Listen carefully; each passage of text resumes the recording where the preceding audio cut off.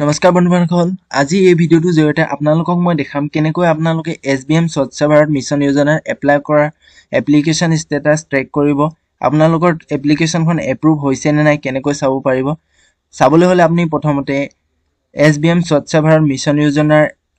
ৱেবছাইটলৈ আহিব লাগিব ৱেবছাইটলৈ আহিবলৈ আপোনালোকে লিংক ডেসক্ৰিপচনত দিয়া থাকিব তাত গৈও আপোনালোকে এই ৱেবছাইটলৈ আহিব পাৰিব নাইবা আপোনালোকে Chrome বা Firefoxত গৈ SBM টাইপ কৰি আপোনালোকে স্বচ্ছ ভাৰত মিছন যোজনাৰ যেটো অফিচিয়েল ৱেবছাইট হয় তালৈকে আহিব পাৰিব তালৈ অহাৰ পাছত আপোনালোকে এনেকুৱা এখন ইন্টাৰফেস দেখিব এই ইন্টাৰফেসখন যেতিয়া খোল খাব তাৰ পিছত আপোনালোকে নেক্সটলৈ তললৈ স্ক্ৰল কৰিব লাগিব তললৈ অলপ স্ক্ৰল কৰাৰ পিছত আপোনালোকে দেখিব ইম্পৰ্টেন্ট লিংকছ বুলি এটা গ্ৰীন কৈ লিখা থকা তাৰ পিছত নেক্সটত আপোনালোকে এনেদৰে নো ইয়ৰ স্বচ্ছ ভাৰত ডাটা দেখিব আৰু আপোনালোকে দেখিব application form for IHSL and dashboard আৰু এনে ধৰণে কিছু দিয়া আছে তো আপোনালোকে এই কেটাৰ ভিতৰে আপোনালোকে এপ্লিকেশন ফৰ্ম ফৰ IHSL ড্যাশবোৰ্ডত ক্লিক কৰি দিব ক্লিক কৰাৰ পিছত আপোনালোকৰ সন্মুখলৈ লগইন পেজটো খোল খাই আহিব আপোনালোকে এতে কি কৰিব লাগিব যেটো ফোন নম্বৰে আপোনালোকে ৰেজিষ্ট্ৰেচন কৰাৰ সময়ত লগইন আইডি বনাইছিল আৰু সেই নম্বৰটো ইয়াত টাইপ কৰিব লাগিব সেই নম্বৰটো টাইপ কৰি দিব টাইপ কৰাৰ পিছত আপোনালোকে গেট OTP ক্লিক কৰি দিব গেট OTP ক্লিক কৰাৰ পিছত আপোনালোকৰ মোবাইললৈ যি এটা OTP প্ৰেৰণ কৰা হ'ব সেই OTP টো আপোনালোকে ইয়াত টাইপ কৰি আৰু ক্যাপচাটো টাইপ কৰি দিব যেতিয়া আপোনালোকৰ OTP আৰু ক্যাপচাটো সম্পূৰ্ণকৈ কাৰেক্টলি টাইপ কৰি দিব নেক্সট আপোনালোকে সাইন ইনত ক্লিক কৰি দিব সাইন ইনত ক্লিক কৰাৰ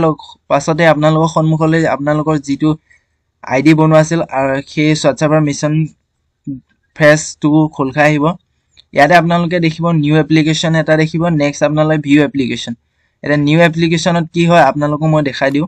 নিউ এপ্লিকেশনত গৈ আপোনালোকে নিউলি ৰেজিষ্ট্ৰেচন কৰিব পাৰিব নিউ টয়লেটৰ বাবে প্ৰথমতে আপোনালোকে ষ্টেট নেম সিলেক্ট কৰি ডিস্ট্ৰিক্ট নেম সিলেক্ট কৰিব block panchayat village name and habitation এইখিনি ডিটেইলছ ভৰাই আপোনালোকে নেক্সট বি সেকশনত আহিব বি সেকশনত আপোনালোকৰ খুদকৈ নামটো টাইপ কৰিব নেক্সট আপোনালোকৰ আধাৰ কাৰ্ডৰ নাম্বাৰ টাইপ কৰি তলতে ৰেড কৈ লিখা থকা এটা টিক মাৰি দিব আপোনালোকে I am giving consent এটো কনসেন্টটো দি দিব নেক্সট আপোনালোকে আধাৰ কাৰ্ডখন ভেৰিফাই কৰিব আধাৰ কাৰ্ডখন ভেৰিফাই কৰাৰ পিছত আপোনালোকৰ যেতে গ্ৰীন হ'ব তেতিয়া আপোনালোকে ফাদাৰ যদি মেল হয় ফাদাৰ নেম দিব যদি ফিমেল হয় যদি আৰু মেৰিড হয় তেতিয়া হলে হাজবেণ্ডৰ নেম দিব নেক্সট আপোনালোকে জেন্ডাৰ সিলেকশন কৰিব ক্যাটেগৰি কি আপোনাৰ APL নে BPL আমি এতিয়া সকলোৱে BPL নহয় APL এ হয় তো APL ক্লিক কৰি আপোনালোকে সাবকাস্ট কি হয় হেতু দিব আপোনালোকৰ কাৰ্ড টাইপ সিলেকশন কৰিব আপোনালোকৰ কাৰ্ড টাইপ আৰু কাৰ্ড নাম্বাৰ সিলেকশন কৰিব নালাগে কাৰণ যেতিয়া আমি আধাৰটো ভেৰিফাই কৰো ইয়াত গোটেইখিনি এড আহি যাব নেক্সট আপোনালোকৰ মোবাইল নাম্বাৰটো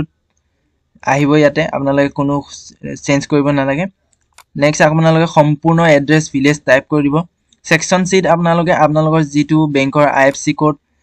পাঞ্জাব বেংক SBI যিকোনো এনেকুৱা ধৰণৰ বেংক আছে IFSC কোডটো টাইপ কৰাৰ পিছত ইয়াতে ক্লিক কৰি দিব ক্লিক কৰাৰ পিছতে আপোনালোকৰ কি হ'ব নেক্সট আপোনালোকে একাউন্ট নাম্বাৰটো টাইপ কৰি কনফাৰ্ম একাউন্ট নাম্বাৰ আৰু ৰি একাউন্ট নাম্বাৰ টাইপ কৰি যিখন আপোনালোকৰ পাসবুক আছে সেইখন ফটো মাৰি ল'ব নাইবা আপোনালোকে স্ক্যান কৰি ইয়াত আপলোড কৰিব আপলোড কৰাৰ পিছত আপোনালোকে এপ্লাইড যেতে ক্লিক কৰিব আপোনালোকৰ এপ্লিকেশনটো সাবমিট হৈ যাব আৰু এপ্লিকেশনটো সাবমিট হোৱাৰ পিছত আপোনালোকে এটা কেনেকৈ চেক কৰিব পাৰিব আপোনালোকৰ যিখিনি এপ্লিকেশন কৰিছিল ষ্টেটাসবোৰ এপ্ৰুভ হৈছে নে ৰিজেক্ট হৈছে তেতিয়া আপোনালোকে ভিউ সেকশনলৈ আহি ভিউ এপ্লিকেশনৰ টাইপ ক্লিক কৰি দিব ভিউ এপ্লিকেশনত ক্লিক কৰাৰ পাছতে আপোনালোকৰ সন্মুখত যিমানখিনি আপোনালোকে SBM ৰ স্বচ্ছ ভাৰত মিছন যোজনাৰ এপ্লাই কৰিছিল সকলোখিনি এপ্লিকেশনৰ ডাটা আহি যাব ইয়াতে আপোনালোকে চাব পাৰিব ষ্টেটাসত চাব যে যদি ৰিসিভ দেখাই আছে তেতিয়া হলে হেতু আপোনালোকে সাবমিট কৰিছে এপ্ৰুভ হোৱা নাই তো এপ্ৰুভ হোৱা কোনবোৰ এপ্ৰুভ হৈছে মোৰ ইয়াতে দেখাই দি আছো আপোনালোকক এটো দেখিছে 68 নম্বৰত মই যিখন কৰিছিলো এটো এপ্ৰুভ হৈ গৈছে তো ইয়াত মই ক্লিক কৰি দিছো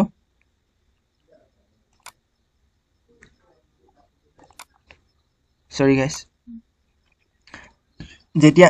আপোনালোকে ইয়াত ট্ৰেক ষ্টেটাস অপচনটো দেখিব ট্ৰেক ষ্টেটাসত ক্লিক কৰি দিব ট্ৰেক ষ্টেটাসত ক্লিক কৰাৰ পিছত আপোনালোকৰ এপ্লিকেশন ষ্টেটাস আহিব এপ্লিকেশন নাম্বাৰ আহিব এপ্লিকেশন ৰিসিভ আপোনালোকে যেটো ডেটত অনলাইন কৰিছিলে হেতু সেইটো হ'ব আপোনাৰ এপ্লিকেশ্যন ৰিচিভ আৰু এপ্লিকেশ্যন সিকিউৰিটি ডান মিন্স যোনদিনাখন আপোনাৰ এপ্ৰুভ কৰিছে সেইদিনাখন ডেটটো ইয়াত দেখা পাব আৰু মই আপোনালোকক আৰু এখন এপ্লিকেশ্যন খুলি দেখাই দি আছো যিখন এতিয়া ইয়াত অনলি ৰিচিভ হৈছে এপ্ৰুভ হোৱা নাই সেইখন ক্লিক কৰি দেখাই দি আছো যেতিয়া আপোনালোকৰ এপ্লিকেশ্যনখন